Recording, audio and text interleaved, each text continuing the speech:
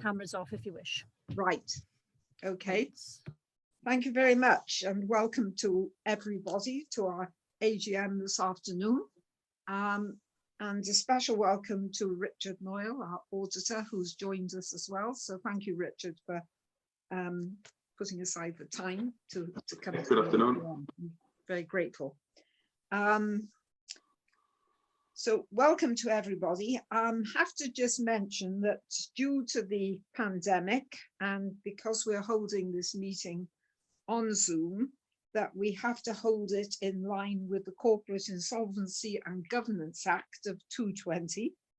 And as you appreciate, the meeting is being held virtually. Because it is a virtual meeting, I first of all need to take a roll call of those present. So I'm not quite sure we're going to do this, but if I just go around my kind of Zoom and mention you and catch you could say you're present, so then Rachel can capture the information. So first of all, Matthew. Yes, same here. Parker. Heather Bainan. Yes, I'm here. Richard Noyle. Yes, I'm here. Barry. Yes, Roach. I'm here. Robert James. Yes, I'm here. Grant Huseman. Yeah. Sally Mirando. I'm here, present. Alan Williams. Thank you. Phil Hodgson, we seem to have lost him at the moment. I don't know where he's gone. And in attendance, we have Rachel, who will be taking minutes of the meeting. So thank you very much.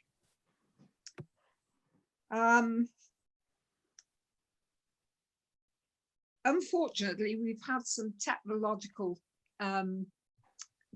problems today, which means that whilst we're live screening this for trustees and members that may join us, unfortunately, we're not able to open this up live to the general public. But I am told by Rachel that the meeting, which is being recorded, will go onto our Facebook and YouTube as from tomorrow morning. I would ask, can you keep yourselves on mute unless you're called upon to speak or to vote?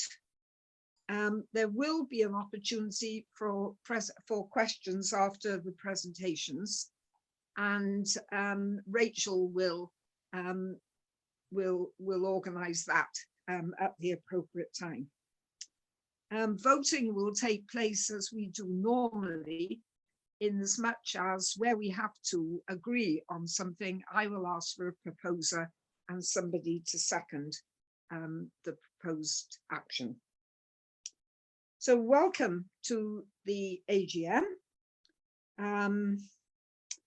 Unfortunately, we're having to do it this way instead of our usual face-to-face meeting. But thank you, and right at the beginning, a very big thank you to Rachel for all the work she's done in bringing this about and certainly sorting me out as to how we go about it on Zoom. I've mentioned already that the meeting is a virtual meeting held in line with the Corporate Insolvency and Governance Act. These are temporary flexibilities which are available to companies irrespective of their articles of association.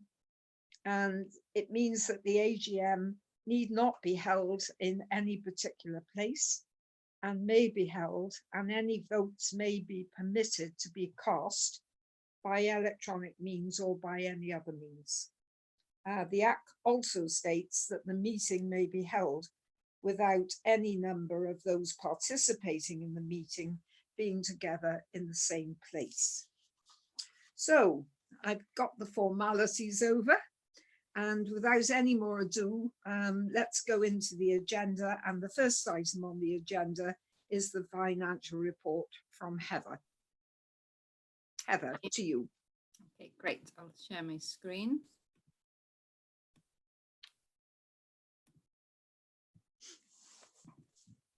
So for those, I think most of the people on this call know who I am, but for those who don't, my name is Heather Bynant. I'm the head of finance. I started the end of April. So this is my first year and look back at the previous year before I started. I put together a presentation to highlight some of the main findings of the annual accounts that we've got. The first slide here shows our statement of financial activities. So this is put together every year. And the main first thing to note is that our income increased by £178,000 between the 2 years. This is donations and legacies are largely the same year on year. The way that they are split up and what makes up that has changed, but in total, they're more or less a similar amount. The local health board income that we've had decreased by £35,000 between the 2 financial years. And this is largely due to dementia funding that we had in 2018-19. So there was additional funding that we had in the year before. The Welsh Government funding increased by £58,500. This is mainly due to end-of-life board funding that we received. We received 2 lots of funding covering, it's funding from 2018-19 and 2019-20, but both were received and confirmed within the last financial year. So we had 2 lots of funding that hit the same financial year. The Aneurin Bevan University Health Board, that income you will see has gone up by 50,000. The reason that went up is 31,500 of that is additional services that we provided in the community. That was £31,500. And we had funding for a 2-year post that came in the end of 2018-19. So we saw a small amount of that money in that year. And then we had the full year of that funding that hit us in the last financial year. In terms of other trading income, we've got an increase there of shop sales. So the shop revenue went up by £66,000. So this is to do with the current shops that we had. They did better year on year. And we also opened up the Merthyr store. So we had additional income there. Fundraising, we had a successful year. That increased by £51,000, largely due to some new successful events that we had on and other community fundraising. Dividend income was down by about £13,500. And that's year on year, it does differ how we do from the fund, but it is another reason why we need to make sure that the fund remains at a certain level in order to receive the best dividend growth that we can. On expenditure, that also increased, but that increased by £203,500. That went up to 1.87 million. This was largely due to the agenda for change increases that we've seen over the past 3 years. So some of its impact the next year that follows on from this. 76% of our total costs are staff related. So therefore, when the agenda for changes went through, then our salary costs increased in line with that. We did have an increase in whole-time equivalent staff members in the organisation. So this covers staff throughout the organisation and also the bank staff that we'll have. So we might have some additional hours there. We had 1.6 whole-time equivalent additional staff members in the clinical charitable activities side of the organisation. So that would mean our nursing staff, our HCAs and our clinical admin staff. We saw the new shop open in Merthyr, which we had the increased sales, but we also have increased costs then that go along with that. And additional admin support in the organisation, which led to some increases in cost, along with all the way through each of those, the agenda for change increases throughout the organisation.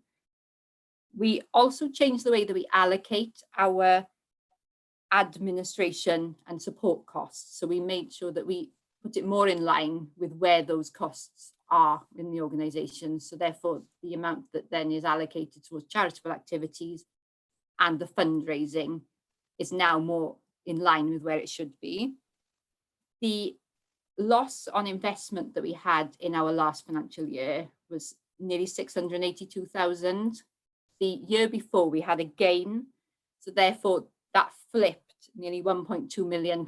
So whereas we had a gain last year and then we had a loss in this financial year, the deficit therefore at the end of the year was £1.324 million, and it was up almost 1.2, largely due to the increase in the deficit that we had from the investment as opposed to a gain the year before, and slightly increased costs more than the income had gone up within the financial year. We released some designated funds that we had that we no longer needed to keep in a separate pot. So that got released in the accounts, and the funds brought forward at the 31st of March. So the funds brought forward from the year before was 7.4 million. At the end of the last financial year, this went down to just over £6 million. The next slide that I've got here is just to show you a little snapshot of expenditure and income over the last 3 years. So income, as you can see in the blue column, is going up year on year. Expenditure in the grey column is also going up. Some years the investments will make a loss, some years it makes a gain. So in 2017-18 we had a loss on the investment.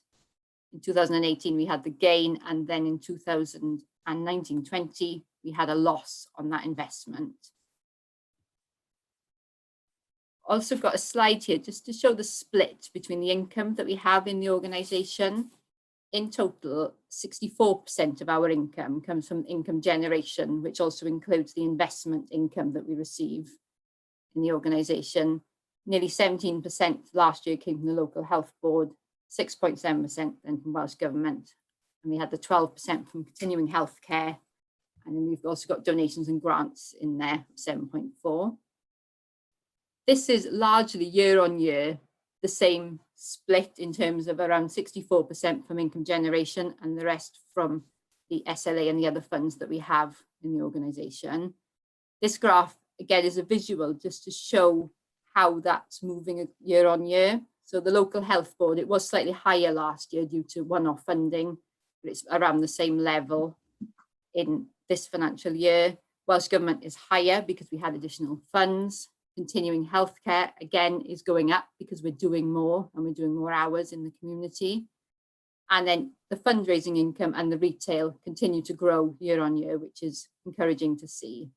And legacies it grows some years and down on other years. It tends to fluctuate year on year.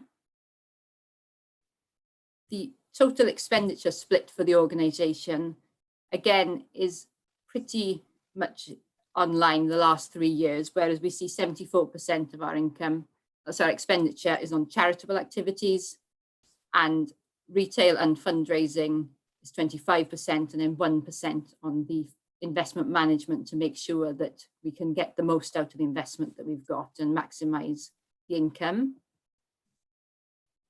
Got another graph here, again, just to visually show where most of our expenditure relates to, as it goes straight to the charitable expenditure and to provide the service that we do in the organisation. Retail expenditure is going up year on year because we're doing more with the shops, and we opened a new shop, and fundraising expenditure is also going up year on year, but the income from that is going up at a higher rate. The next slide here shows the balance sheet as at the 31st of March 2020. Fixed assets, the biggest one that we've got in there is the investment that we hold. In current assets, we don't tend to hold much money in our cash and at bank. So in order to maximise the income that we can get from the investment, we draw down monthly as needed to keep as much as we can in the investment to grow that. Liabilities at the end of 2020 was higher than in 2018-19. A lot of this is down to the holiday accrual that we put through. So we put an amount through the accounts that shows if we did need to pay out all the holidays that was due to staff as at the 31st of March 2020, that would be around, I think, £23,000. So it has gone up. And we've also got some IT equipment that we purchased on credit in order to improve the infrastructure in the organisation. that we invested in 2019-20. So that cost goes in because we're paying it over a longer period of time. And as I mentioned in the previous slide, that our total assets as at the end of March 2020 was just over £6 million. I've got one more slide here, and this is also a visual to show our reserves that we've got within the organisation. So as we've seen on the previous slide, we've got a lot in our fixed assets, which is mainly due to the investment. We had the original investment that was given to us in order to generate income to support the charitable costs that we have going through year on year. So the 5.2 million remains constant, which is the original gift. And what we do is we try to grow that investment, and we have the dividend income included in that in order to draw down year on year to help with the running costs of the charities. So we see a deficit in our statement of financial activities, which is then funded by the growth on this investment and the dividend income. So as at the end of March 2020, it had decreased quite significantly. So we had the 5.2 million, and we had an additional 786,000 within that investment that we could draw down on. That was at an all-time low because it happened at the point of when the effects of COVID hit the investment. This has since gone up quite significantly from where it was at the end of the financial year. And that is all I've got today. So I don't know if anyone's got any questions for me. Okay, thank you very much, Heather. So does anybody have any questions for Heather?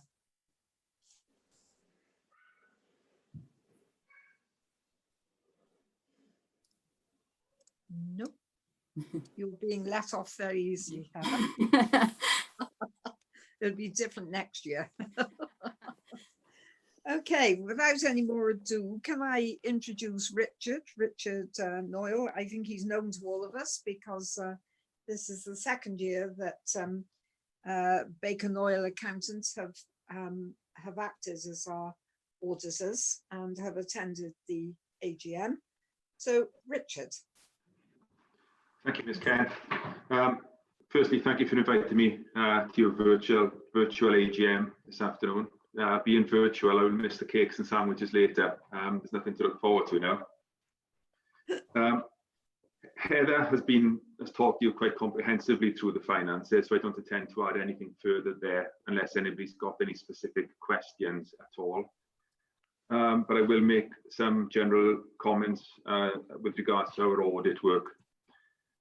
We've carried out our audit work as usual, albeit a little differently this year, as we haven't been able to attend the premises due to the COVID restrictions.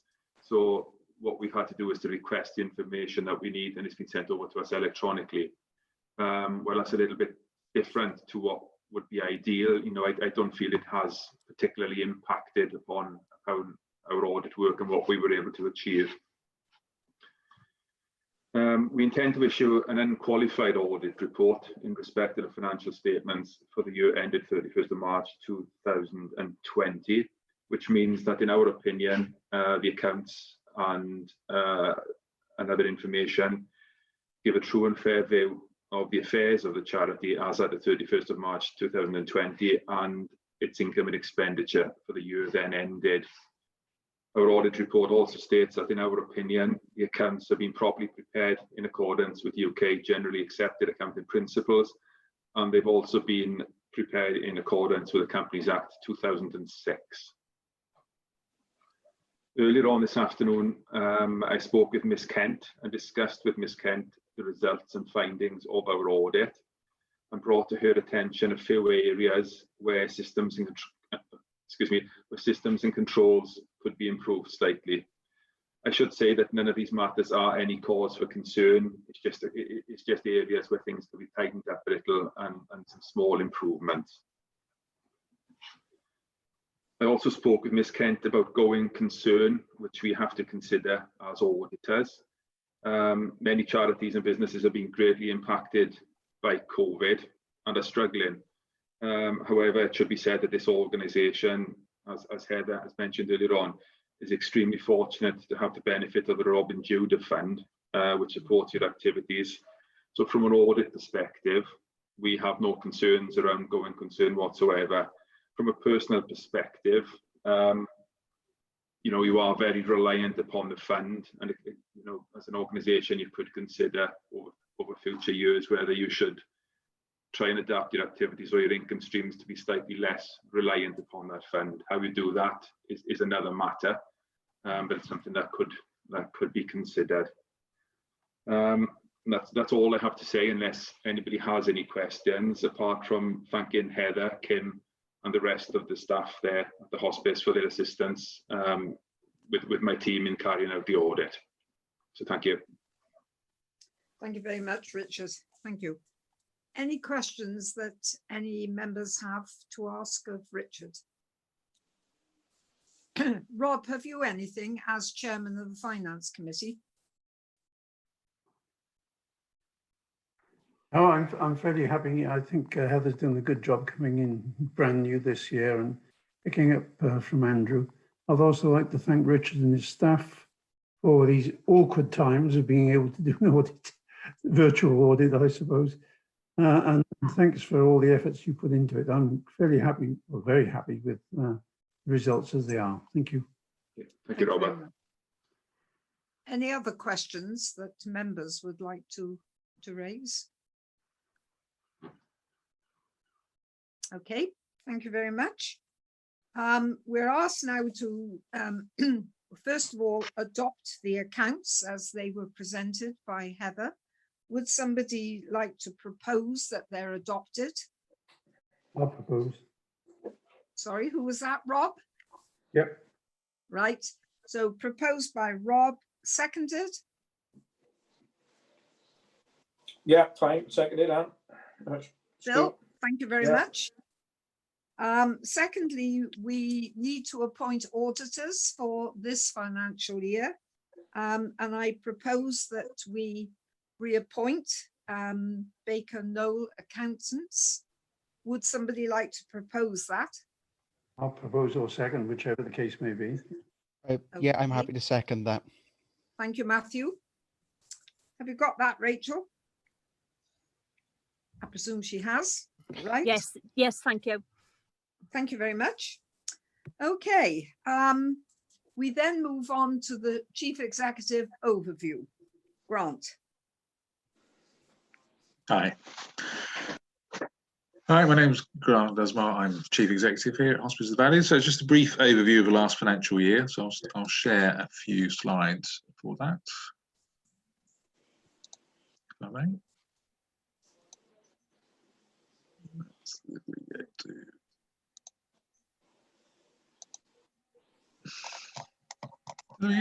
Okay, so if we're looking back at last financial year, which is the majority of which was pre-COVID, though we did have it touched us in the last few weeks in terms of shop openings, and obviously we saw the effects it had on our balance sheet and the investments in the last few weeks of the financial year, which saw the investments plunge to a level. But in terms of the actual activity during the year, we'll just have a few slides to talk about that. So the first one is looking at patient numbers. So if we'll look at some numbers, because it helps illustrate what activity we were involved in. So during the year, we saw a nearly 9.5% increase in patient numbers during the year. That's patients referred to us and on patients from the previous year. And this has been a trend over the previous 3 years that we've had seen increased patient numbers as well. Now, I wanted to include a number here in the 2270s, because I think we've been guilty ourselves, I think, of underreporting some of our activity in previous years because we've restricted it mainly to patients because those are the ones that are recorded on the database that we're obliged to use as part of our service level agreement with the health board. But in actual fact, we support families, not just patients. So there's relatives, carers, friends of patients who are living with a life-limiting illness. We're supporting those people as well. So a more realistic figure is the 2270 of the actual people we reach within the community. And if we look at that number and compared to the population of Blaenau Gwent, then that's roughly about 3.3% of Blaenau Gwent's population is actually in contact with us at any one time. Well, not one time, over the year. So we're supporting quite a significant level of the population. through some of the most challenging times in their lives as well. So during this year also, we supported 428 people during their final days of life. So we supported them. And of that, we had over 80% of those people died in a preferred place of care. And if they received the hospice at home support overnight, then that was a figure of 98% of those patients managed to die where they wished to die, which was mainly at home.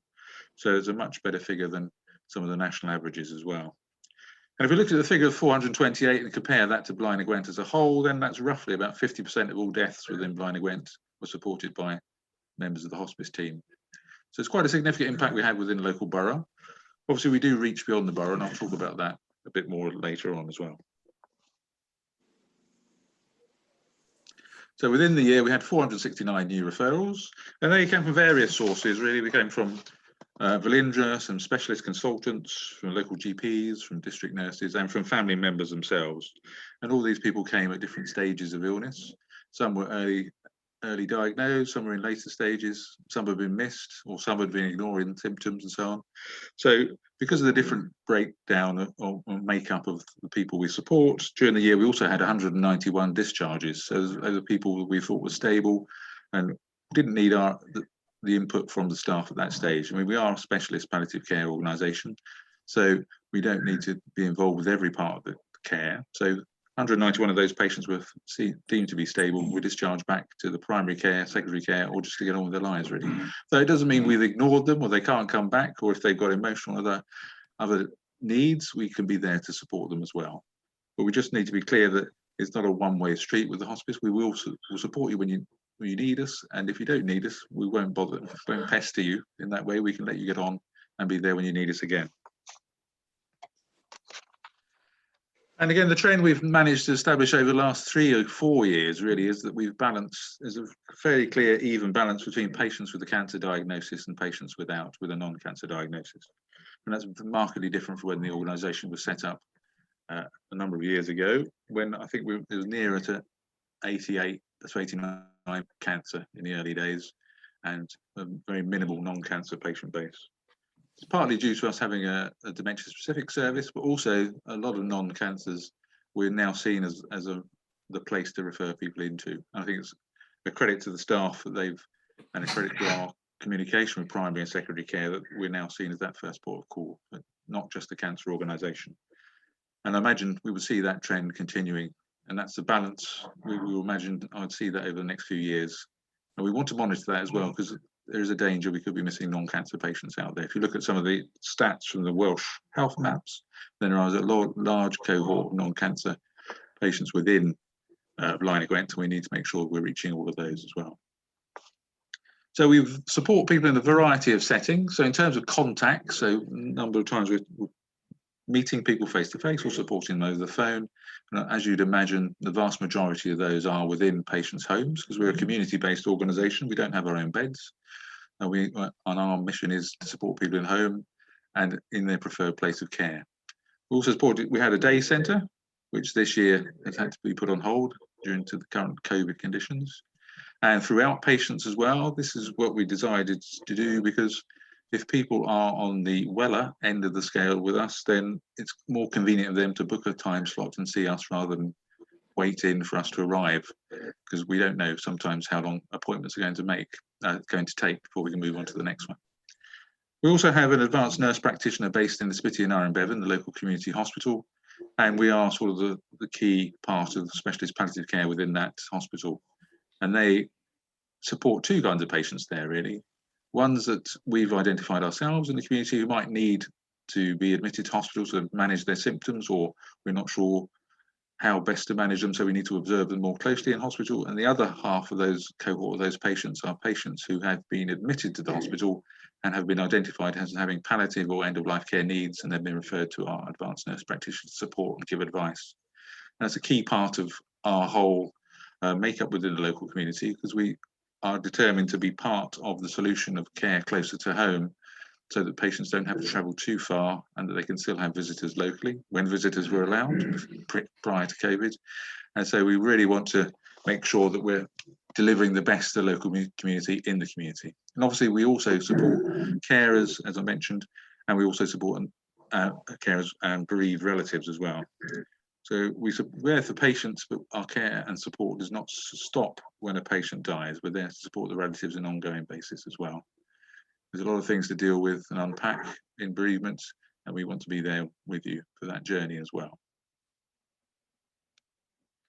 Part of our, because we're community based, we do notch up quite a few miles. Really. I mean, Blaenau Gwent is not the biggest borough in the world, but last year our community staff notched up over 53,000 miles driving around, making sure that people got the care they needed in the place they wanted. And that's one of the aims, one of the targets we're keen to do.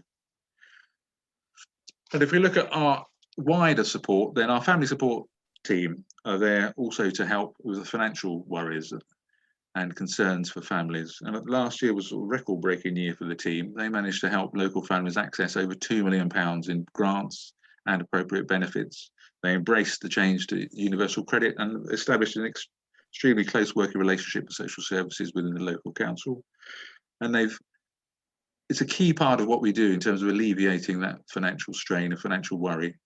Many people, even when they're facing some of the most severe illness and some of the strong symptoms, the foremost concern is that how they pay the bills and how their finances are managed. So being able to alleviate some of that is a key to opening the doors, talking about managing conditions, moving on, and dealing with illness as well. So it's a fundamental part of what we do, and it's very well responded to locally, and also within the nature of the sort of socio-economic area that is Blaenau Gwent. It's a vital part of the services we supply. And I know this year they're going from strength to strength, even with the changing conditions within COVID. I think we may be looking to beat that amount in this financial year as well. So well done to the team there. And to talk about the organisation as a whole, then, if we looked at the sum of what it costs, it's costing us over £5,000 a day to deliver these services. Majority of those costs are staff and charitable costs in terms of delivering care to people's homes and to the local hospital, and indeed to care homes locally as well. I mean, 23% of our patients last year were based in care homes within the local area, and we work closely with all the care homes locally, including supporting staff as well. But within that, obviously, we need to raise a majority of that money ourselves, as Heather highlighted, to keep those services going. And those costs have gone up over the years, partly because of, say, we match the NHS pay scale to maintain staff and to develop staff, and because general costs in terms of utilities and supporting people are going up over the years as well. So to find that money, then we have a combination of things really. At the bottom left there, we have the logo for Iron Bevan University Health Board, which of course we have a service level agreement with, and they contribute between 28 and 30% of our costs. We also have money generated by our retail area, which we have 6 shops, and the shop within the slide there is our most recent one, which is the new shop that's opened in Merthyr. And during this year, we've expanded to offering some bereavement service to residents of Merthyr as well. On the bottom right was our rugby evening in Ebervale Rugby Club. So we have events where we generate income from the local community, and that was a part of our the big Welsh Walk, which was an event where we had a sponsor walk up at Penny Fan, and then we had an auction and an event at the Ebervale Rugby Club, who are our partners at the moment. And that was with the new Welsh rugby coaching team with the guests there. So people paid to come to dinner, and we had an auction as well. And again, it was good to see members of the local community. It was a chance for us to explain more what we do and just have a good evening with people and giving people an opportunity to have fun as well as support us at the same time. So there's shops and events, and also people have taken part in events to raise money for us. Top left here is a number of very brave souls who went over to Swansea and jumped out of a plane for us with a parachute, but they jumped out and raised a lot of money for us. Bottom left there, we have the 6 Mile Race, which was an annual event around Brimback Park, where people run and get sponsored to do so. And in the right there was a Captain's Charity Day, which was a golf day organised in support of the hospice, which raised in excess of £7,000 for that event. So we're reliant on members of the community to do things for us. We organise some events for them to participate in, but we're also reliant on people organising their own events and seeing us as a good cause to support as well. And that's how we sort of make up the money. As Heather explained, we got the money from the SLA, the service level agreement with the health board. We have money from the shops. We have money from individuals who actually put their hands in their pockets or take part in events for us. And we have money from our investments as well, which we use and draw down to support the local population with the services we deliver. Beyond that, our reach has gone a bit further. So we're also involved with a bit of research, and we're involved in other networks. So the top left there is Alana, who's a complementary therapist, who was over at the Berlin Conference on Palliative Care, giving a poster presentation about the use of reflexology in helping constipation that's induced by using a pain medication. With Professor Simon Noble, who was a previous trustee and is now the clinical advisor to the hospice. And on the right there is Sarah, who's our social worker, and Liz, our mental health nurse, who was part of the carry-out service, who were involved in the dementia conference that took part in York last year. So we gave a presentation there as well. So we've been involved also in terms of giving some of our knowledge and skills and sharing them and networking as well. So we're not within Blind Gwent purely. So those are some of the things we've been involved with in the last year. We've also got a contract to deliver palliative care training to social care workers within Cwm Taf and Caerphilly, as well as Blind Gwent. So we do have a reach beyond Blind Gwent, and we're proud of the expertise we've developed within the organisation. We share that, but also within those networks, we can get information and partnerships from other people to help us improve our practices as well. Within the year, we also had a few people leave the organisation. As the nature of the organisation is that people move on, people retire, people find other jobs. So those are I'd just like to highlight Liz Dunning, second name down, the clinical administrator, who'd been with the organisation for 18 years before leaving and retiring last year. There's a picture of her on the left with the flowers. So thank her for, she was been here since, I think she was one of the 4 people in the office at the stage when she started, before, when we were a much smaller organisation. And we've also had a number of other staff leave for other positions as well. But the main thing about the organisation is we're here for patients, as I say, and we're here for patient families to support them. So it's not all about numbers, it's all about feelings as well. So I'll just leave the presentation with a couple of, I'm not going to read them out because I won't do them justice, I think, with my own reading style. These are some of the feedback we get from I Want Great Care during the year, which is a survey that goes out, so we get some response. And this relates to our carry-out service, which is a joint venture or partnership with the Alzheimer's Society, which delivers care and support to families living with a dementia diagnosis in the local area. So the important thing about the numbers and the activities is that they have a person at the end of them. Each number, each activity is there to have a better experience and a better outcome for people locally. And that's what the money does that's raised, that's what the money from the SLA does, and that's what the staff do in terms of finding job satisfaction. That's, as an organisation, what we need to do in terms of our outcomes and our reason for being, really, is to have these kind of outcomes. So what we're trying to do is deliver as good experience as we can at a time that is the toughest time in most people's lives. And by generating income, by training staff, and by being out there in the community, we're hoping we can do that. And we have some success. We learn and we improve as we go, but generally, I'm very proud of an organisation and what they managed to deliver during the year. Sounds like that's my time up on my phone, I think. So that's the end of my presentation. Thank you very much, Grant. Thank you. Are there any questions that anybody would like to ask Grant? I'd just like to comment and say thank you, Grant. I thought that was a fabulous overview of what the staff do, their achievements and their dedication, and that includes you and Jane and all the top team. So thank you. I feel proud to be the organisation as well, given what you've just said. Thank you. Yes, thank you very much, Sally. Anybody else that would want to make a comment? No. Okay, thank you very much.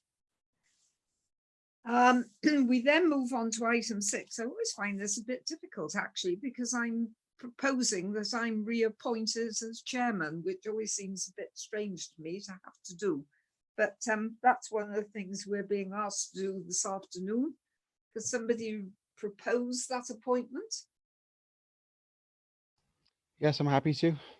Thank you, Matthew. Would somebody like to second that? Seconded. Thank you, Sally. We probably don't, we want to all shout at once. Yes, quite. I've noticed it's kept quiet. Okay, we also have two trustees who have completed their 4 years service and are either going to stand down or be reappointed. I've spoken to both Kevin Lyons and Barry Roach, and both have indicated they would like to be reappointed. So can I ask that, would somebody like to propose that these two, Kevin Lyons, Barry Roach, are reappointed? Yeah, propose that, Sue. Thank you, Phil. Seconded. Seconded. Thank you, Matthew. And so we come to my closing remarks. First of all, I would just like to give a few points of information that the accounts will be available to view on the Charity Commission website. They will appear there in the next few days. The impact report will also be available for anybody that's interested to download from the Hospice website, as will a recording of this AGM. Due to the ongoing pandemic, we would like to make clear our intention to update our governing document in the near future to incorporate the use of remote meetings at boards meetings, AGMs, from this point forward. Once amended, the updated document will be sent to the company's house for filing. The AGM always provides me with, as chairman, with an occasion to reflect on the past year and to remember the good and possibly the not so good. And Grant has very capably taken us through issues that have occurred during 2019-20, particularly in terms of increased workload, increased number of patients, increased complexity of the patients that we care for, which I think is worth noting. This year, I must admit to having some difficulty of remembering 2019-20, as events since March this year have tended to make that year seem a very distant memory. Suffice me to say that within the hospice, we have always recognized that no organization, whether we be a charity or otherwise, can work in complete isolation. And we have always emphasized the importance of partnership working. And we therefore very much appreciate the relations we've built up over recent years, and particularly during the year 2019 and 20, between various organizations and groups of people. I recognize, and we as trustees recognize, the very close working between our consultant and our nursing staff with general practitioners here in Blaenau Gwent. We recognize the working that goes on between our professional staff and local health board staff, particularly those working in Spitty and Iron Bevan and Tricum, and our community or the community nursing staff. Our social work staff with their colleagues within social services of the local authority. Our fundraising staff with a wide range of business people within Blaenau Gwent and indeed beyond Blaenau Gwent. Our management, our managers with colleagues within Aneurin Bevan University Health Board and Blaenau Gwent Local Authority, the work they do in partnership with Welsh Assembly Government and the All Wales End of Life Board, and indeed within the context of the Gwent community voluntary sector. Such working partnerships are so important And we have and will continue to build on what we've accomplished in order to ensure that our patients and our families benefit from joint working. So important that care is seen to the patient as completely seamless. And that is why it's so important. We work very closely with particularly local health board and general practitioners. It's important to never stop seeking as to how we can continually improve the care we provide. I think it's so important that we never become complacent and that we actively encourage people, particularly our staff, to become involved in Welsh and UK and indeed further afield aspects of palliative and end-of-life care. And it was so encouraging to see the photographs and to hear from Grant the ways in which our staff have represented Hospice of the Valleys at so many different events throughout the UK. The active involvement of Grant as our chief executive, who represents Wales on the board of Hospice UK, is, we believe, of importance to the Hospice UK board, but also to ourselves, because it opens up opportunities for us to learn from the experiences of hospices in both England, Scotland, and Ireland. As always, so much of what we do is dependent on so many people. And first of all, I just wish to acknowledge and thank all our many volunteers, 200 of them. The time, enthusiasm, and commitment that you all give to the hospice is very much appreciated. And then to my trustee colleagues, again, you give of your time, your knowledge, your enthusiasm freely. As the hospice has grown in size and complexity, trustees have had to grasp new ideas, new developments, new issues, make decisions, all within the context of defined financial constraints.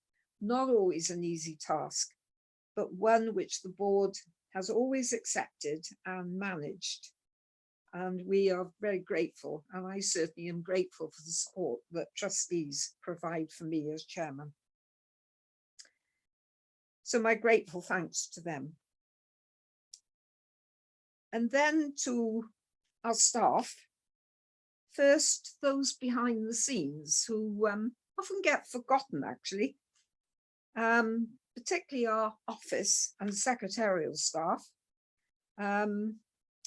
Tucked away, but keeping things running, and no more so than this particular last few months. Those within income generation and our finance department, our retail managers, our voluntary coordinator. Everyone has a part to play in keeping the hospice on track and running smoothly. Then there are those who are, I suppose, the face of the hospice. Dr. Dylan Harris and Jane Hart, our medical director and head of clinical services. All our staff from the social work department, complementary therapy staff, and of course our nurses, both qualified and our healthcare assistants. You are the face of the hospice. You are the people that families and patients see. You are the people who really have the reputation of the hospice on your shoulders. And you all play a part in making the Hospice of the Valleys what it is today. Whilst the AGM is very much based on events relating to 2019 and 20, I cannot allow this occasion to pass this particular year without expressing the thanks of us all as trustees